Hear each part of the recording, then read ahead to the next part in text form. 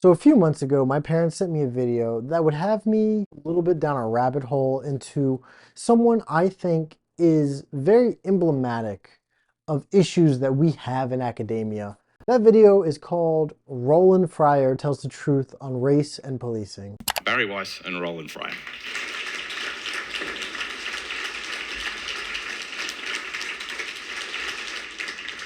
I'm so excited to be here, and I'm so thrilled to see so many young faces here. It feels like something we've been talking about for such a long time is finally becoming a reality. So thank you guys for all of the places that you traveled to make it here tonight. So what's happening in this video? So this video was created by the media company, the Free Press, formerly called Common Sense. It was founded by the host and the New York Times opinion haver, Bari Weiss. Tell us a little bit about the circumstances of your birth and the family that you were born into. The Free Press is recording an event that was held at the University of Austin. That is not the University of Texas, Austin. This is the University of Austin, Texas. That's very important to keep track of. And that is because the University of Texas, Austin is a well-accredited university that is well known within academic circles for producing high-quality research. The University of Austin is a real unaccredited school planning to enroll people either the end of this year or next year. It's not entirely clear. I mean, you can kind of tell that it was slapped together, and it's not a great idea to go here for college, because if you go to their website even, you can see it's kind of not clear what an undergrad curriculum looks like. There's an AI bot that's not really helpful if your site is navigable, which it isn't. There's a lot of promotional material that emphasizes the fact that we're having conversations across the aisle. You won't walk on eggshells. You won't put walls around free speech. Similar to PragerU, seeks to legitimize conservative ideology among higher education. I can't believe I'm already filming retroactively for this. On their website, it says, "Are you accredited?" in their FAQ, and they said they are currently engaged in the process for determining eligibility to apply for candidate for accreditation status. So just a yes or no, you still do not have a plan? I have concepts of a plan. I just thought that's so funny. And it's not even necessarily a political exercise in conservatism, but almost more so in instilling a skepticism of liberal ideology, of what you'd find at a regular high quality upper education institution. Some that Trump has vowed to tax and sue for their, quote, wokeness. The University of Austin started classes this fall. A college startup touting open debate. Will this be just another politicized campus swinging right? And that is because Bari Weiss, the host, is something of a leader in the neoconservative movement. Bari Weiss joined as one of the more moderate or conservative voices at the New York Times opinion piece, and ended up quitting a number of years later in a bit of an infamous resignation letter. Quote, "I joined the paper with gratitude and optimism 3 years ago. I was hired with the goal of bringing in voices that would not otherwise appear in your pages. First-time writers, centrists, conservatives, and others who would not naturally think of the Times as their home." So yes, she was a DEI hire. Twitter is not the masthead of the New York Times, but Twitter has become its ultimate editor. As the ethics and mores of the platform have become those of the paper itself has increasingly become a kind of performance space. Stories are chosen and told in a way to satisfy the narrowest of audiences, rather than to allow a curious public to read about the world and then draw their own conclusions. Conservatives, of course, took to the criticism of the New York Times as some liberal media guided by woke moms like ducks to water. She went on to grow an environment that is, at its core, based on promoting the idea that we should be skeptical of mainstream liberal narratives. Kirsten Gillibrand. Oh, monstrous. Monstrous? Ideas. No, she's an Assad toady. What does that mean? She is What's a toady? I think that I used that word correctly. Jamie, can you check what toady means? So that's Bari Weiss. That's the University of Austin, not the University of Texas, Austin. That is Common Sense Media, or the Free Press Media. So who's this man? Who is Roland Fryer? Ugh, okay, finally, I can talk about this man that's been on my mind for the past few months. Jake Gyllenhaal in Brokeback. No, Roland Fryer. So I would say Roland Fryer is an interesting person. A little bit about his background. He grew up in a poor neighborhood in Texas. That's the obvious place that I want to start. He had, according to him, an absent father, friends who sold drugs, only a grandmother to look after him. I grew up in a very weird situation. I'll just give you a high level. I didn't meet my mother until I was in my 20s when I sought her out. And my father went to prison when I was 12 years old or so. But I had my grandmother. And on the other side of my family, they were the largest distributors of crack cocaine in Central Florida. And I had these other really, really cool cousins who were, driving cars that had hydraulics, and they didn't speak in the King's English. I thought that was pretty fun. And it created this insulation layer. It's weird. There are benefits from growing up in a drug family, that I could do whatever I wanted and no one said a word. Roland Fryer is not part of the Free Press. He's not very political as an actor. He's actually like a tenured professor of economics at Harvard University. For his CV, Fryer's research combines like economic theory, empirical evidence, randomized experiments to design more effective government policies. His work on education, inequality, and race has been widely cited in the media outlets and in congressional testimony. Roland Fryer was awarded the MacArthur Genius Fellowship and the Bates Clark Medal given by the American Economists Association. Also in the 2000s, he was widely quoted in Freakonomics, not only as a researcher on the economic effects of being perceived as black, but an example of overcoming a lot of the weird things that can hold people back economically. Most importantly, at the age of 30, he became the second youngest person to be a full-time tenured professor at Harvard and the youngest African American to receive tenure. And if you go to his official harvard.edu bio, you will see one line at the very bottom that is the most interesting and maybe impressive of all. And this is the line. Before coming to Harvard, Fryer worked at McDonald's, drive-through, not corporate.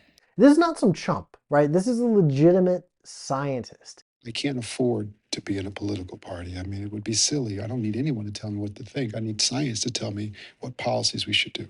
This is why it's so shocking when in 2016, he released what is now a very infamous paper called An Empirical Analysis of Racial Differences in Police Use of Force. As you no doubt know, many of the recent headlines about police shootings have led to and have been precipitated by discussions about racial bias in policing. The study focused on more than 1,300 shootings, fatal and non-fatal, in 10 police departments in Texas, Florida, and California. So I thought, this is clear. I'm going to get some data. I'm going to show that police are discriminating. A new paper has come out claiming in shootings in these 10 cities involving officers were more likely to fire their weapons without having first been attacked when the suspects were white. The study was conducted by Roland Fryer, who called it the most surprising result of his career.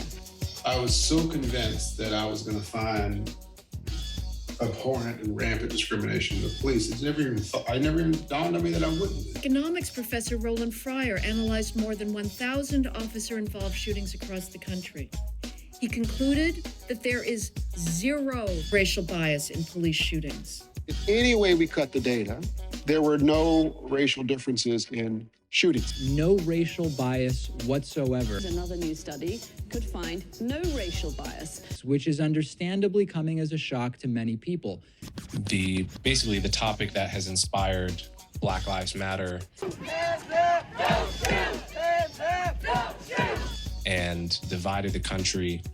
Can you summarize what the finding from that paper was and why it was so controversial? Well, the first part I'm confident I can do, but why it was so controversial, I don't know. You're probably better at that than I am. What we found was two parts. One, on lower level uses of force, there are large racial differences in the use of force. On the other hand, when it comes to lethal use of force, we found no racial differences whatsoever. And that is the part that everyone focuses on. The logical conclusion is that yes, police may have some bias, but that bias does not exhibit a mortal danger. This is completely contradictory to what Black Lives Matter say. The only problem with this study is that it's not perfectly in line with liberal ideology. As such, it's pretty obvious to see why someone who published this paper is here at the University of Austin with the Free Press Media in Bari Weiss. People lost their minds. I mean, it was like colleagues of mine were going, well, I don't believe these results. He's using regressions. I'm like, well, what the hell else we been using? I had colleagues take me to the side and say, don't publish this. And he was questioned largely in these kind of academic circles.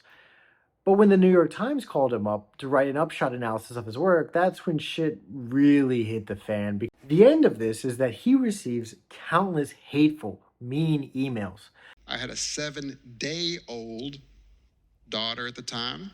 So I was going to the grocery store to get diapers with an armed guard. It was crazy. It was really, truly crazy. Sometime after the public outcry, his reputation started to spiral. My professional status, my prestige, you were a golden boy at that point. And people stopped wanting to associate with him specifically because of his research. Some students claimed that he had made some jokes that made them uncomfortable. And then when they investigated, they didn't really find anything too damning, but he was still suspended for 2 years. He went through a lot to defend his findings. People from within Harvard tried to come for him, including one Claudine Gay, who herself would be taken down for doing bad research. And this resulted in a 2-year suspension from Harvard. And as a result of this, per Harvard's website, he hasn't really taught a class since 2020. Notably, though, he was pushed out of liberal academia circles, and he has been somewhat embraced by conservative media. For one, he's willing to say that police bias is overblown, that the cops show an unclear amount of racism when dealing with black people, but certainly not a mortal amount of preference. Which I'm sure conservatives love because he's not only a martyr for truth, but he's also a martyr against liberal ideology. Fundamentally, he is just braced for being a perfect example of liberals being unable to deal with the reality of statistics, just because the liberal elites don't like the conclusion of their research. They wanted to throw away the whole scientific study. I mean, this guy is motivated by data and finding the answers to questions. He's a tenured Harvard professor. He's published extensively. This is a MacArthur Genius Grant. This is one of the most influential minds in economics. This is peak academia. This man came from nothing, and he earned all of his reputation. He suffered so much. It would be crazy if anybody, like a non-expert like me, could just read through this paper and find glaring methodological errors in it. Now we pause for the big reveal, and you never saw it coming, baby. So, with that out of the way, let's break down what he's looking at. This paper, per the introduction, was written, quote, to understand the extent to which there are racial differences in police use of force and whether those differences might be due to discrimination by police or explained by other factors at the time of the incident. Here we can see he's laying out quite clearly he wants to know whether or not the differences in police shootings are taste-based discrimination, what we would call racial bias, or if they're statistical. The primary way people do this is by taking the rate at which black people are shot and dividing it by their population to find, as Fryer does in the very first table in the very first finding, quote, column 1 demonstrates that blacks are almost 4 times more likely to be stopped by police relative to their population. Yet, this quantity is difficult to interpret. As Friedel 2004 argues, racial groups are not equivalent in the nature and extent of their law-violating behavior. Wait, that sounds like super racist. What is this source? Does this source actually say that? Okay, yeah, so Friedel is a study of the differences in which white people and black people are stopped by police at traffic stops. They're going through the possible pitfalls in research, and they say, quote, we are not trying to argue that there are differences in violating behavior across racial and ethnic groups. Quite the contrary, we do not know whether differences exist or not, because the research does not allow us to rule out the possibility of differences in driving quality across racial ethnic groups. We contend that research analyzing police-citizen contact data should address the alternative hypothesis. Okay, maybe I'm being picky here, call me out on that, but Fryer says that Friedel is arguing that racial ethnic groups are not the same, but I feel like that's wrong. Friedell's not arguing this. Friedell is saying this is something that must be accounted for because we can't know it. Anyway, we'll move on. We're not going to linger. So one of the things that Fryer notes is the primary obstacle of this is a lack of readily available data. Like a simple count of the number of shootings doesn't allow you to control for all the factors that Fryer wants to account for. He wants to know whether this is statistical or taste-based. So you would need a lot of data about this, like was the suspect acting erratic? Was this happening in the middle of the night? Was this a violent altercation? Things like this that could help bring context to what's happening and see if there are other factors that could possibly explain this difference. So for this research, Fryer is using 4 different data sets. The first one is New York City's Stop and Frisk program. This contains about 5 million reports and actually has a lot of detail on what kind of force is being used against civilians.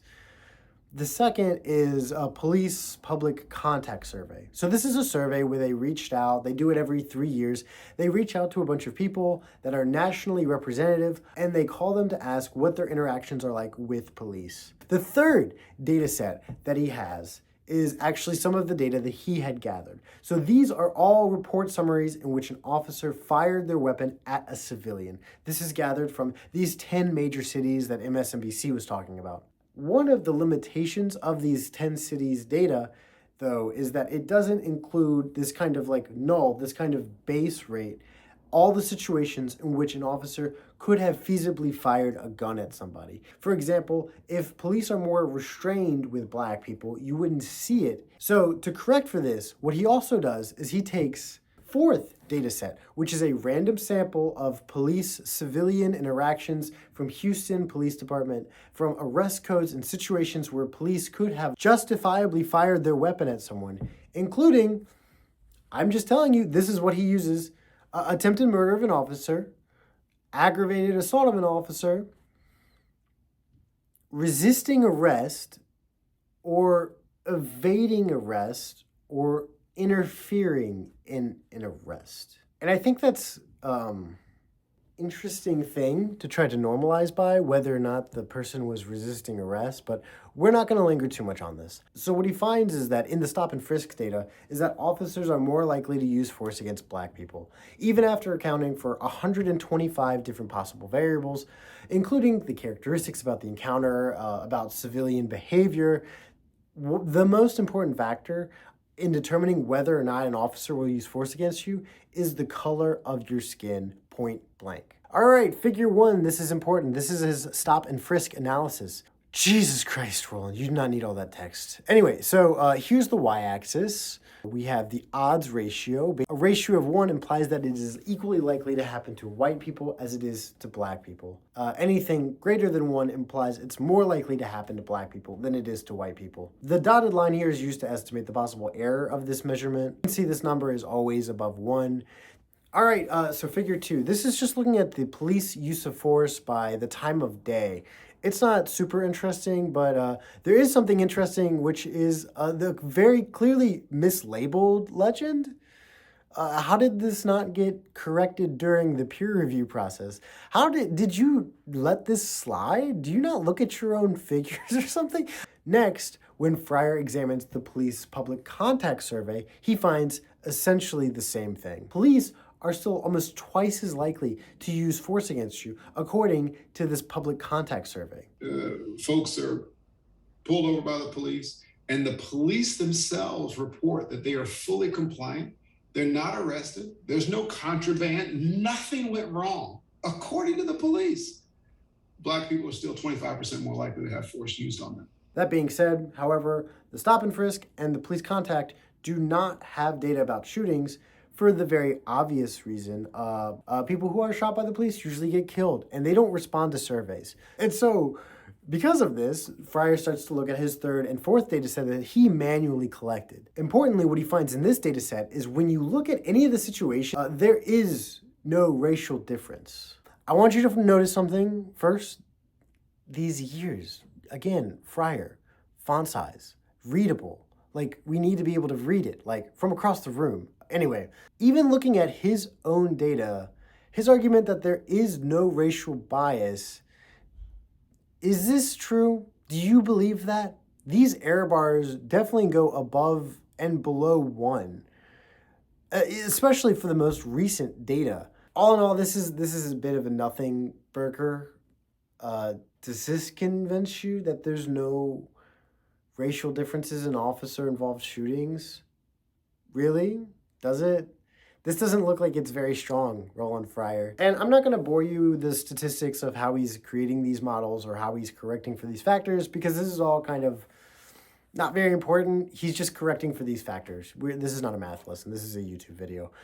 And he finishes with this. Quote, "It's plausible that racial differences in lower level uses of force are simply a distraction, and movements such as Black Lives Matter should seek solutions within their own communities, rather than trying to change the behaviors of police and other external factors." Black dignity matters? And let's take a step back here. Does this make sense?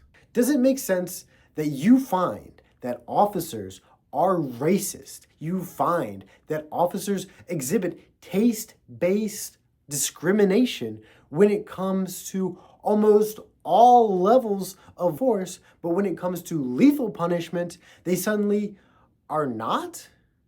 Does this make sense? Do you think this is how the brain works? They're more likely to point a gun at you because you're black, but they're not more likely to fire the gun at you because you're black? The fact that this race-based discrimination just seems to disappear. It just seems incongruous. It seems illogical. The racial bias goes away when we normalize it by the number of people who, quote, deserve to get shot by the police, according to the police. Whoa, that's crazy. Don't you think that maybe the data from police narratives may not be totally reliable? Don't you think that the police have a pretty strong incentive to lie when they use force like this? When they actually fire off at a person? Don't you think they're incentivized to say they feel threatened to do so?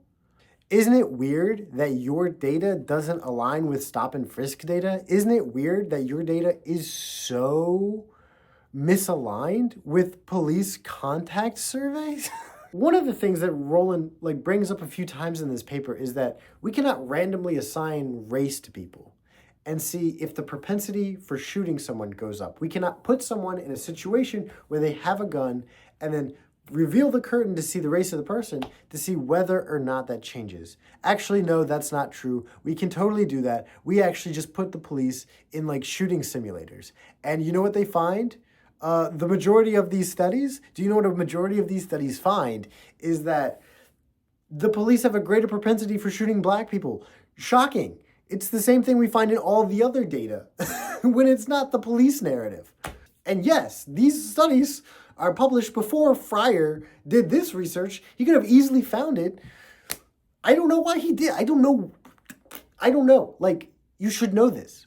And so maybe you've been thinking this whole time, why didn't reviewers push back on this? Why, when this was going through the peer review process, why didn't they mention the fact that this paper is just kind of sloppy? Why the logic is not well thought through? Well, that's because this isn't a peer-reviewed paper. NBER, the National Bureau of Economic Review, doesn't even do peer review. The upshot analysis by the New York Times had at least to be read by an editor, meaning that it was more thoroughly reviewed than the paper they were writing about. Calling it a paper, an academic paper at all, is wrong. It's misleading. It's not. What's even worse than this is that this paper was written 8 years ago. We have retrospect.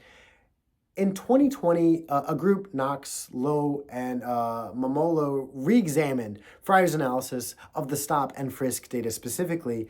They used the method that Fryer describes in his own paper and just reanalyzes the data the same way that he does. And they found that he severely underestimates the racial bias in the officer's decision to draw weapons and point it at civilians.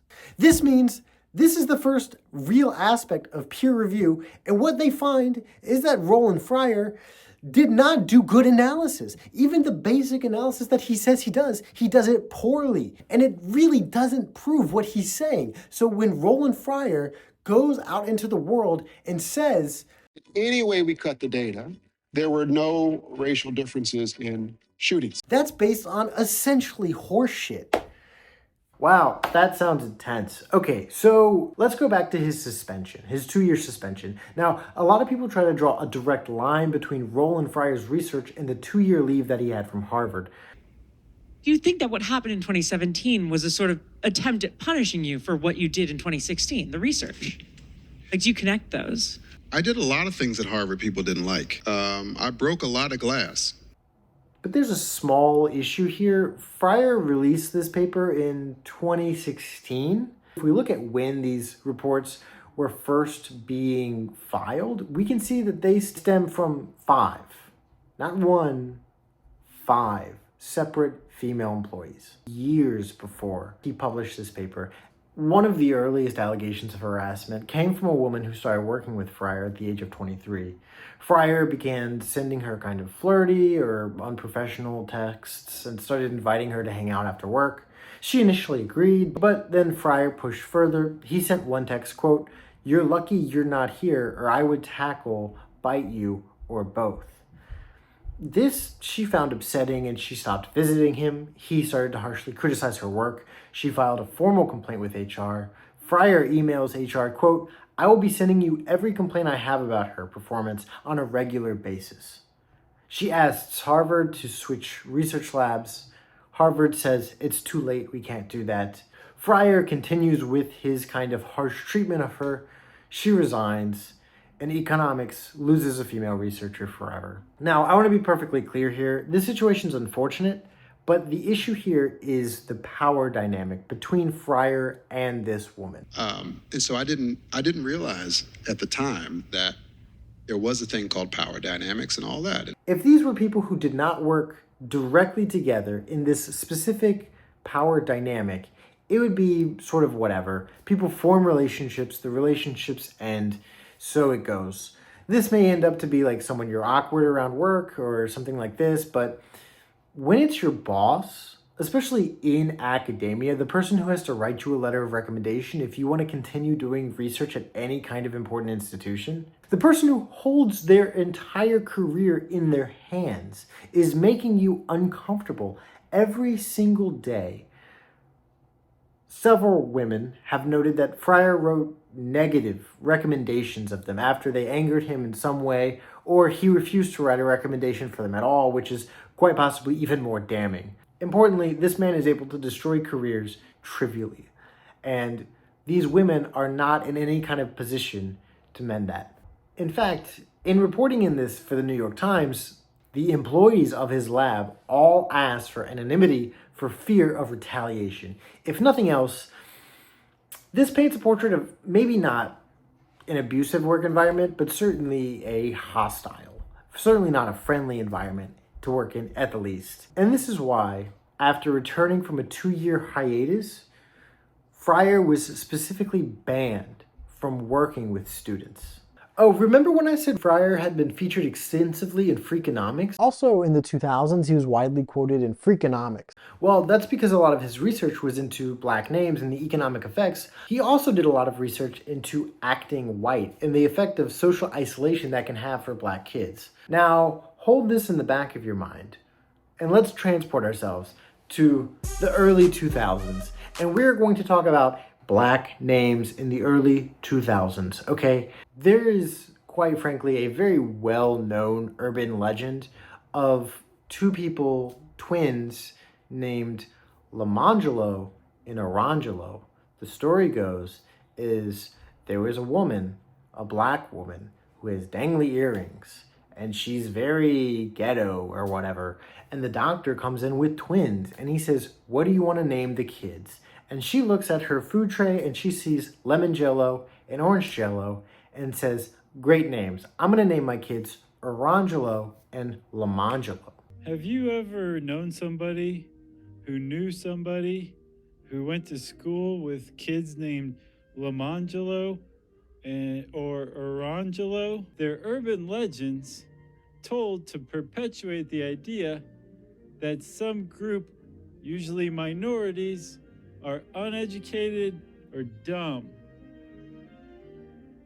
But it turns out the people telling those stories are the dumb ones. There's also Ladasha. This is a very common one as well. And of course, there's the icon, Shatid. I'm Shatid and I walk like this. I'm Shatid and I dance like this. I'm Shatid, I can only count to 6. What the heck come after 6? I want to be extremely clear here. There may be 1 or 2 people in the world with this name, but this is not a common thing that we need to criticize the Black community for, because it's simply not something that's happening a lot. Rather, this is a reflection of the way that a white population sees Black names. The existence of these funny names allegedly given by dumb parents are urban legends, but they're subtle ways of implying that Black people and Black culture broadly is dumb, unsophisticated, uneducated, and full of... Yes, Roland Fryer uses these examples as real Black names in Freakonomics. So you might be thinking, oh, did he look up everyone named Shatid and find the economic outcomes of these people versus a more regular sounding name? No. All he has is that an anonymous caller called this in on a radio show and she was mad that her cousin or whatever was going to be named this. It's important to note that Freakonomics is a book written by Stephen Levitt, who is a friend, a personal friend of Roland Fryer, and an economics professor at the University of Chicago. This is someone else who's very academic, and he just basically parrots Fryer, saying that, oh yeah, there's a woman named Shatid. Isn't that a crazy example of a name that you give to Black children? And he has a note about this in Freakonomics. Quote, a girl named Shatid, the woman who called the radio show to tell Roland Fryer about her niece named Shatid, may have been misinformed, of course, or even outright lying. Regardless, she was hardly alone in her feeling that Black names sometimes go too far. Do you think it is acceptable for someone who claims to be a scientist to say, is my information bunk? It might well be.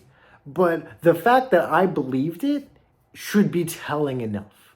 No, that's bad. That's not how science works. You need to verify your claims. And they also specifically mention Orangelo and Lamangelo. Although these names have the whiff of urban legend about them, they are in fact discussed in a variety of websites that dispel urban legends.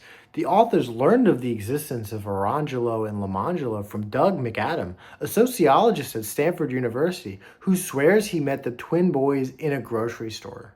And I can't tell you how little respect I have for Stephen Levitt.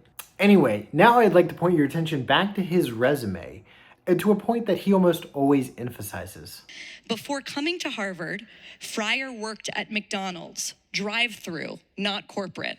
This always felt weird to me, like reading this and seeing this, because the only people I know that brag about working at McDonald's are...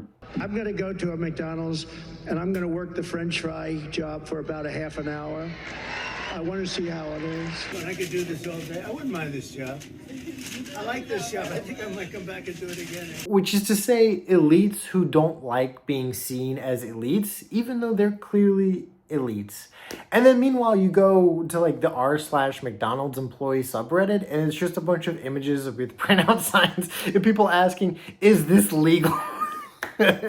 So the fact that he repeats this Freakonomics stuff that's like so kind of like obviously bullshit, and he takes for granted everything that's coming in police reports as like true without doing some kind of like minimum amount of quality testing of his own data, makes me feel like his research falls prey to the Freakonomics effect, i.e. the desire to find a quirky secret that everyone else has overlooked. It's a desire to show research into a topic as a narrative. So no, Roland Fryer was not punished for doing research that breaks liberal orthodoxy. He was being punished for doing research that is submitted to the New York Times before it gets submitted to a peer-reviewed journal. I'm Shatid, I can only count to 6. What the heck come after 6?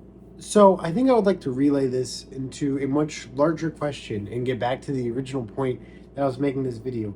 Why is Roland Fryer here? Why is Roland Fryer taking this interview with Bari Weiss? Why is Roland Fryer at UATX in some kind of basement in Austin, Texas, to talk about his research with Bari Weiss? He has nothing to do with him in any kind of way. And I think the answer to this, though, is kind of obvious. Roland Fryer is emblematic of someone being canceled for his controversial research. And I think for Roland Fryer, I think he just likes the attention, I guess. He strikes me as someone who very much likes it when the camera's on him. So what do Bari Weiss and UATX, what do they get out of this? Well, I think this is a very fundamental process in the conservative scientific thinking. And so what do I mean by that? So Republicans have a little bit of a science problem, we could say. An audio obtained of Diane Douglas in a Republican forum last November shows her views on what should be taught in her classroom. In case we have forgotten, because we keep hearing that 2014 has been the warmest year on record, I asked the chair, you know what this is? And bad news. There's one ingredient baked into most of our foods that might be causing the uptick in girly men. They are calling it Unmask Our Kids, as you can see. We're hearing a lot about seed oils.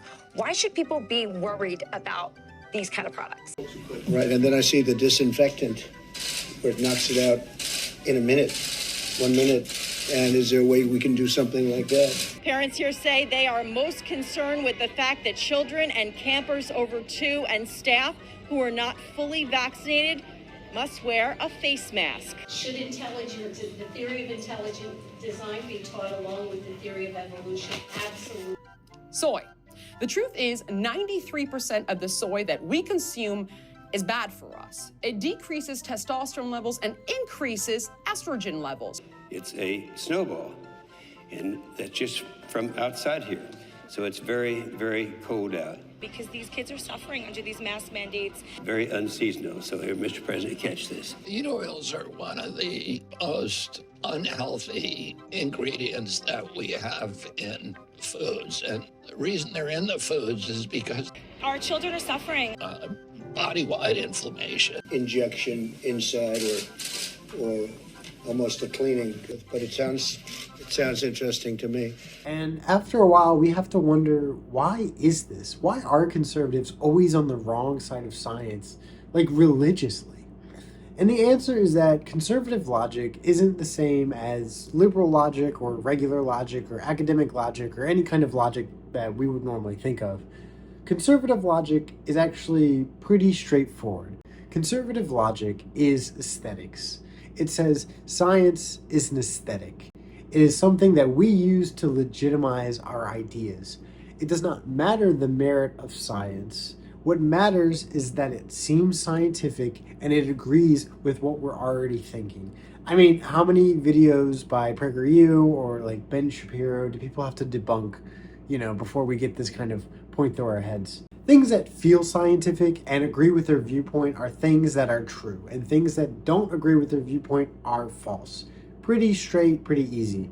But because of this, there's not a lot of scientific rigor in conservative thought. And so when they have someone who has this kind of aura of scientific thinking, someone like Roland Fryer, who's highly esteemed, someone who's highly celebrated in academic circles, that's really all you need. The only reason Roland Fryer was invited to speak is because he's an esteemed Harvard professor. You were you were a golden boy at that point. The only reason he was invited to speak is because he published this paper on race and policing. That's it. There's no other reason. And it is his title and what happened to it that legitimizes his scientific thinking, not his actual analysis. And using this kind of conservative logic of things that seem scientific and agree with me are true is very, very useful because it allows you to parse through a lot of data very, very quickly. Like, if you only allow yourself to believe or to interact with things that you already agree with, obviously you don't need to cede ground to other people.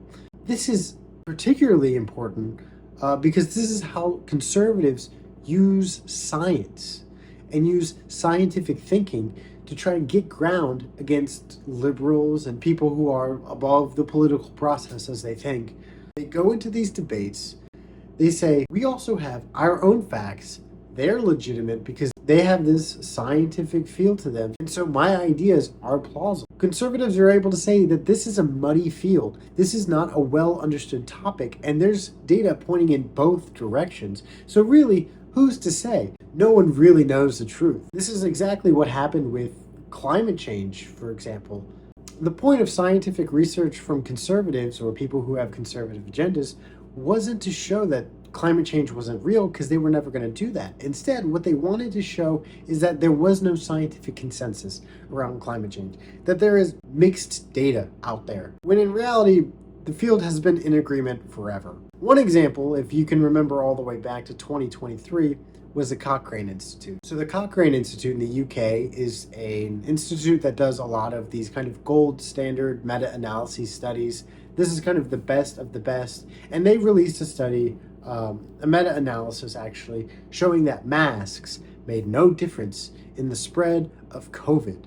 And this is exactly what they say in the plain language summary of this report. And there have been many studies indicate the benefit of wearing masks. Brett Stevens in The Times talked about Cochrane. Put that on the screen.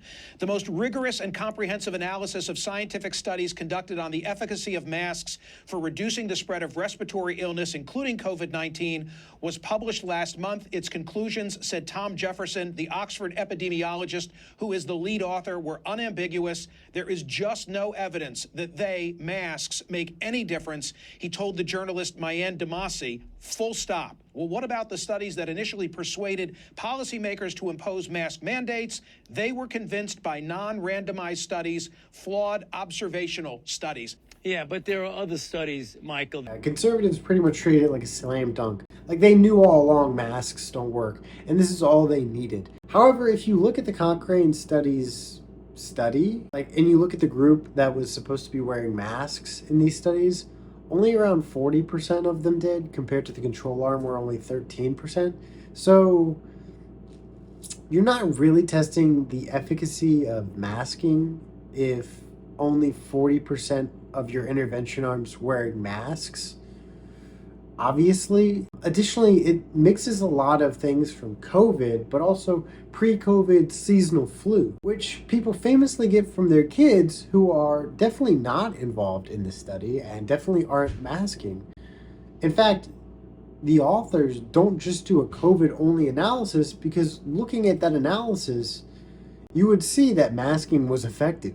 Conservatives, of course, were able to look past all this because, well, it agrees with their opinion, and that's the most important part, and it's from an esteemed institution. The worst part of this is that then we had a New York Times opinion piece written up by Jennifer Nuzzo, who is the head of infectious diseases at Brown University, I think, and she writes an opinion piece that I think is incredibly damning in the New York Times.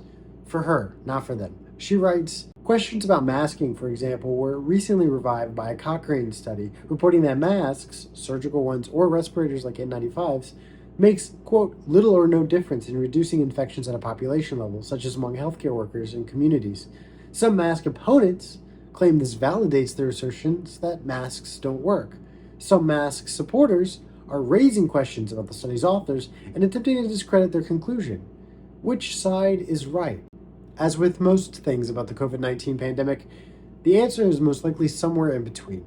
But if you go to the website, if you go to the Cochrane Center's website and you Google this study, the editor-in-chief had to make a note, quote, many commenters have claimed that a recently updated Cochrane review shows that, quote, masks don't work, which is an inaccurate and misleading representation. So no, Jennifer Nuzzo, the answer is not, quote, likely somewhere in the middle. Actually, one group was right and one group was wrong, per the Cochrane study's own analysis of their work. Actually, it's almost never, quote, somewhere in between when you have one group of people who believe in scientific consensus and the other group of people who live off smelling their own farts. Conservative ideas about scientific concepts seek only to muddy the waters. They do not seek to understand problems. They rely almost exclusively on prestigious institutions like Harvard or the Lancet or the Cochrane Institute or even the New York Times to validate their preconceived notions instead of to analyze the quality of these papers. That science is going to be key, because if we ignore that science and sort of put our head in the sand and think it's all about vegetation management, we're not going to succeed together protecting Californians. Okay, it'll start getting cooler. You just watch. I wish science agreed with you. Hey, well, I don't think science knows, actually. If I think back to the conversations that I had with my parents during 2020, I can remember going through all of the evidence that they had that the election was stolen and being able to debunk it piece by piece by piece relatively easily. And yet, afterwards, I ask my dad what he thinks. And he says, yeah, I mean, not all the evidence is perfect, but there's just so much evidence. It must mean something. The idea that the presence of evidence is evidence enough. It's this faith that conservatives have in their own ideology that is just so unimaginably dangerous. It's just easy to take advantage of. That leads conservatives to be this deeply anti-scientific group because they're more worried about loyalty to the party line than they are in any kind of pursuit of truth, but they'd love to say they're in the pursuit of truth. Pursuit of truth. Because God, wouldn't that be great if their ideas of the world and truth were aligned? Wouldn't that be awesome? Thank God it's not. And I guess for you and me, if you're ever a researcher and you find yourself, I don't know, talking about your research at some fake university in the basement of a former department store in downtown Austin, and you're getting a bunch of YouTube comments comparing you to Thomas Sowell, I think it might be a little too late for you. But good evening, everybody. Glenn Lowry, Brown University. I am with Roland Fryer, Harvard University. Here's some things that I wish comics would help us talk about. Male-female cooperative and non-exploitative relationships in the workplace have been undermined to women's detriment by the Me Too movement. I don't agree with that. Wait a minute, I got it from you. That's a fair point.